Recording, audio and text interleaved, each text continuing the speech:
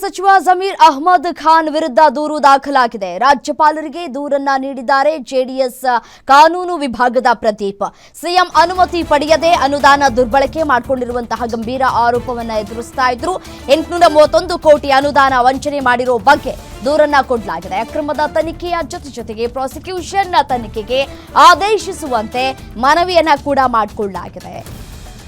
ಸಚಿವ ಜಮೀರ್ ಅಹ್ಮದ್ ಖಾನ್ ವಿರುದ್ಧ ದೂರು ದಾಖಲಾಗಿದೆ. ರಾಜ್ಯಪಾಲರಿಗೆ ದೂರನ್ನ ಕೊಟ್ಟಿದ್ದಾರೆ ಜೆಡಿಎಸ್ ಕಾನೂನು ವಿಭಾಗದ ಪ್ರದೀಪ್.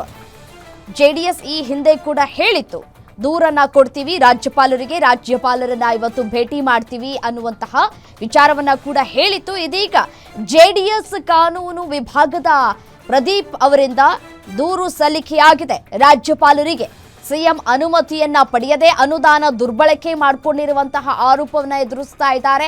ಇದಕ್ಕೆ ಬೆಳಗ್ಗೆ ಕೂಡ ಜಮೀರ್ ಅಹ್ಮದ್ ಅವರು ಕೂಡ ಹೇಳಿಕೆಯನ್ನ ಕೊಟ್ಟಿದ್ರು.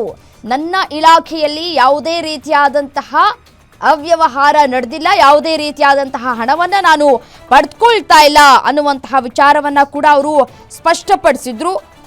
ಅದೇ ರೀತಿಯಾಗಿ ನಾನೇನಾದ್ರೂ ಹಣವನ್ನ ತೆಗೆದುಕೊಂಡಿದ್ರೆ ನಾನು ರಾಜೀನಾಮೆಯನ್ನ ಕೊಡ್ತೀನಿ ಅನ್ನುವಂತಹ ಮಾತುಗಳನ್ನಾಡಿದ್ರು. ವಸತಿ ಇಲಾಖೆ ಶುಭ್ರವಾಗಿದೆ, ಯಾವುದೇ ರೀತಿಯಾದಂತಹ ಹಗರಣಗಳು ಆಗಿಲ್ಲ, ಬಿಳಿ ಬಟ್ಟೆಯ ಹಾಗೆ ತಿಳಿಯಾಗಿದೆ ಅಂತ ಜಮೀರ್ ಹೇಳಿಕೆಯನ್ನ ಕೊಟ್ಟಿದ್ರು.